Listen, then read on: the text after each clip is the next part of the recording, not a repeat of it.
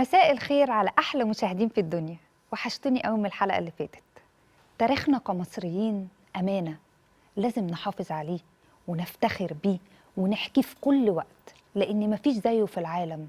حضارة وفن وعلم وأصالة.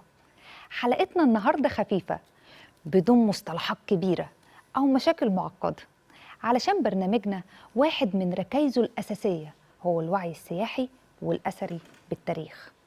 علشان كده هنحكي النهاردة عن أحد أهم الشخصيات في التاريخ المصري، وهو اللي أنشأ أول بناء هرمي ضخم في العالم، وهنا أقصد هرم زوسر المدرج. مهندس وطبيب غير ملامح البناء، وتكريما له اتعمل له متحف باسمه بسقارة. بتكلم عن الرائع أمحطب، اللي جوه متحفه كنوز مش هتشوفوها غير فيه.